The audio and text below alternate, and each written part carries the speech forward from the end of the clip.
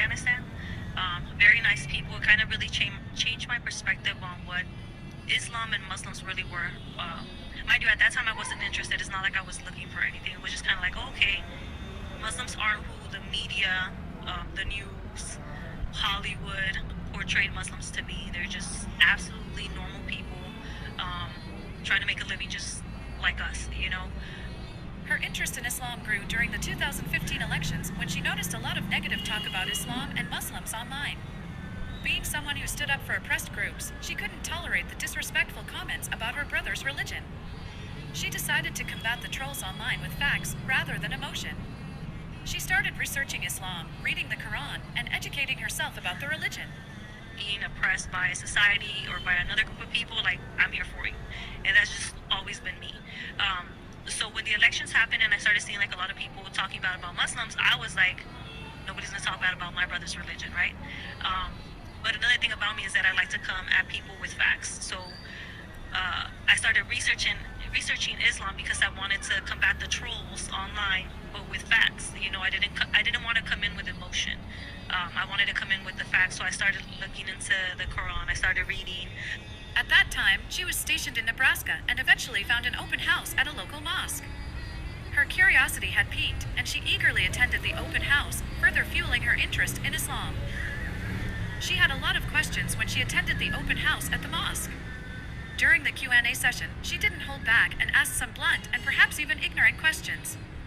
She asked about why women weren't allowed to have the same inheritance as men and why Muslims were often linked with terrorism. She was determined to get answers, as she wanted to make sure she was pleased with everything she was hearing. Looking back, she realized that she might have been testing the presenter's knowledge, as she wanted to ensure that she was getting accurate information. Nevertheless, she was pleased with the answers she received, and she thanked God by saying Alhamdulillah, an Arabic phrase meaning praise be to God. One question she asked was about why Muslims don't eat pork, and the presenter explained that it was because God had said so. This reminded her of her experience with the Catholic Church, where she had also been told to have faith and accept things without questioning. This had pushed her away from Catholicism as she grew up and started asking questions.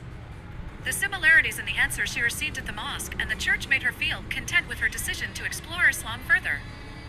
She left the open house with a sense of satisfaction, feeling armed with enough knowledge to combat the trolls online who spread misinformation about Islam. She felt a strong pull towards the mosque and knew that it was where she wanted to be. However, the question she had asked earlier about why Muslims don't eat pork had momentarily pushed her back. Despite that, she still felt a deep connection with the Muslim people and found the open house to be informative and fulfilling. As she was about to leave, one of the sisters approached her. The sister asked her if she was the one who had asked about pork, and she confirmed that it was indeed her. The sister then took the time to explain to her in detail the reasons behind the prohibition on pork in Islam. She saw this as a sign, as if God knew about her struggles with the Catholic Church and was providing her with the answers she needed. As she continued to talk to everyone at the mosque, a brother approached her and asked her what was holding her back from embracing Islam fully. She replied that there was nothing holding her back, and he asked her if she wanted to take her Shahada, the declaration of faith in Islam, right then and there. Without hesitation, she said yes, and she took her Shahada that very same day.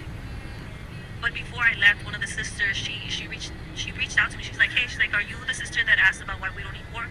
And I said, yes, it was me. And so she explained it in detail to me as to why we don't eat pork. And I took that as a sign, as silly as that may be, because I think that, like I said, God really knew what my struggles were in the Catholic Church.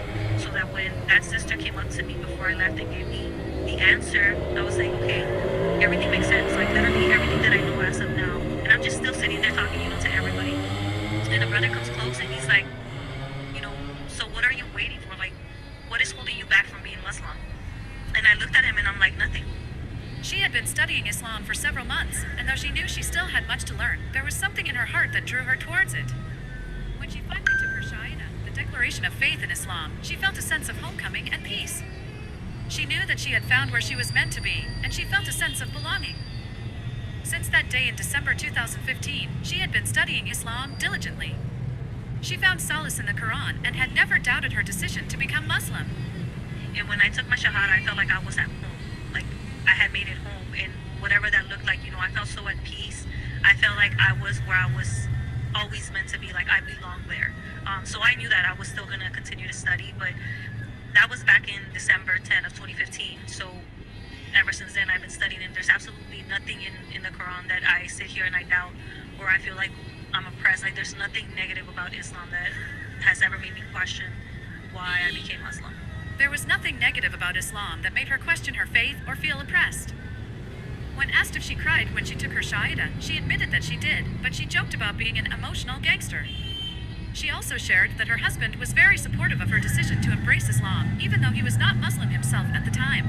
But in the beginning, he was very supportive. Even when I kind of had doubts about wearing my hijab, when it comes to my job, he was very supportive. And I know that that's rare to see, especially from a non-Muslim husband.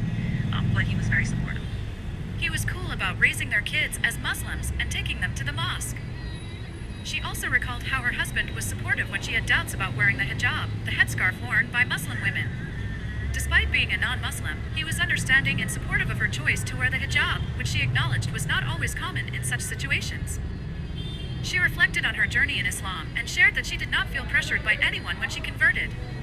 She was grateful that social media did not push her away from the religion. After converting in December 2015, she took her time to find her own place and path in Islam without feeling rushed or pressured. She recalled that she did not immediately start wearing the hijab after converting. It was not something she had thought about initially.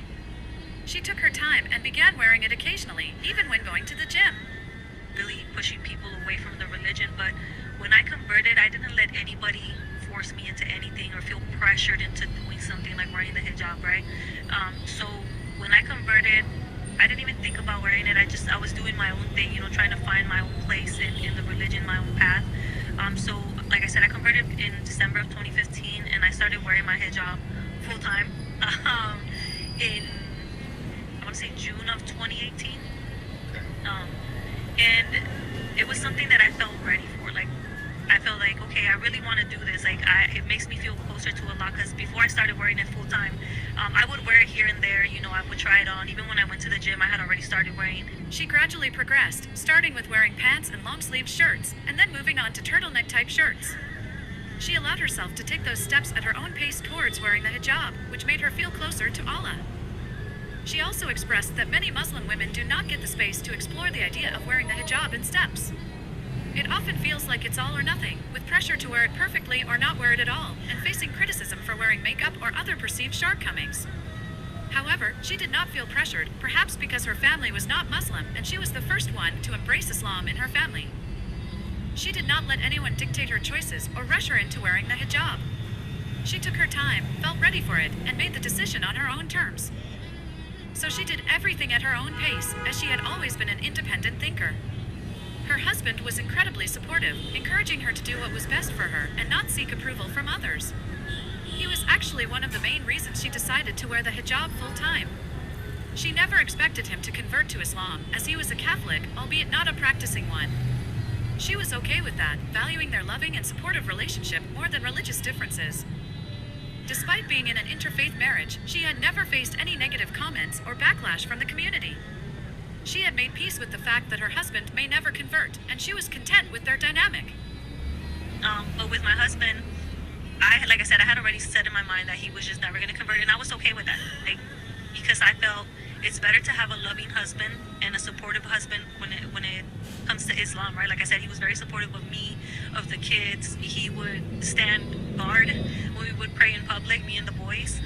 So I was more than happy with the supportive Catholic husband that I had, that it didn't bother me. Like, I never felt like Islam came to break families up. Like, that doesn't make sense to me. So I was just like, okay, well, he's going to be Catholic and I'm going to be Muslim, and we're going to be married and we're going to live in an interfaith household, and that's completely okay. He was supportive of her and their children, even standing guard when they prayed in public. She firmly believed that Islam did not come to break up families, and she was comfortable with their interfaith household.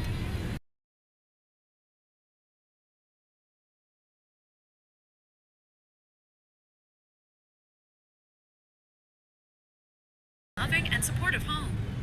She saw no conflict between her marriage and her faith, and she had studied and reflected on this issue extensively. It didn't make sense that the religion of Islam and our merciful God would want her to divorce her husband, because that's all that her husband would have taken from it.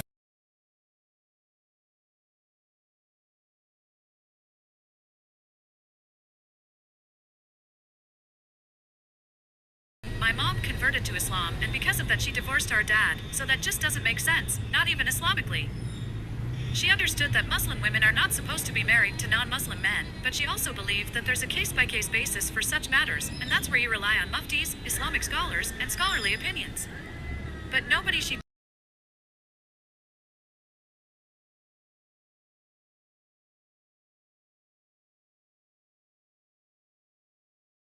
Islam came to break families up. Like, that doesn't make sense to me. So I was just like, okay, well, he's gonna be Catholic and I'm gonna be Muslim and we're gonna be married and we're gonna live in an interfaith household.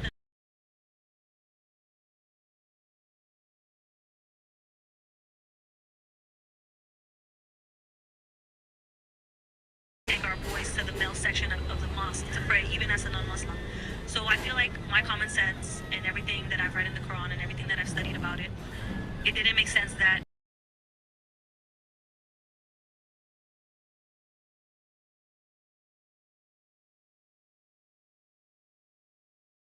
Islam and she divorced me for no reason, even though I was supportive towards her and the boys.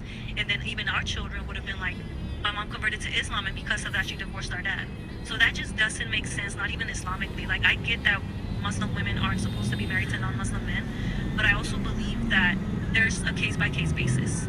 It just didn't make sense to her, and she was glad that the conversation ended with that point, because she often got worried when people mentioned common sense, knowing that sometimes the devil can interfere with one's sense of judgment. Her friend asked if they took advice from imams, Islamic scholars, and she felt that it was very different from a single Muslim woman choosing to marry a non-Muslim man. She explained that there's a case-by-case basis in such situations. She replied, I think it's best for him to say, but what he told me was that we were actually at the mosque that day. He had asked us if we wanted to go to the mosque that Friday, and we all agreed. It was obviously rare for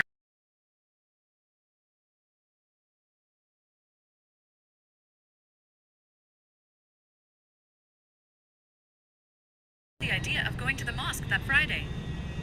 We got everyone ready, our two sons, who were already Muslim at the time, and we went to the mosque, she continued. And the Imam's sermon was about how we need to take steps and build our foundation in Islam as a community. He emphasized that we often focus on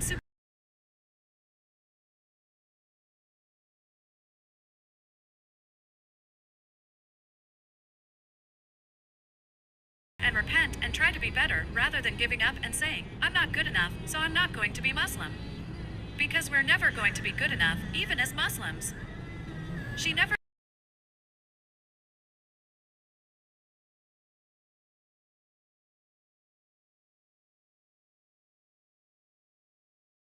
in shock, because like I said, never in a million years did I think my husband was ever going to be Muslim. Like, never, ever. So when he said that, like, I still remember it now and I get emotional.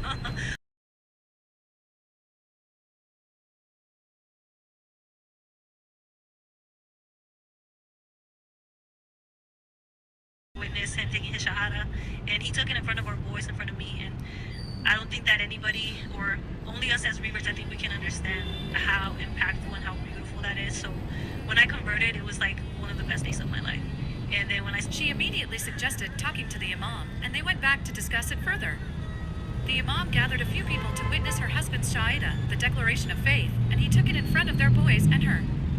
It was an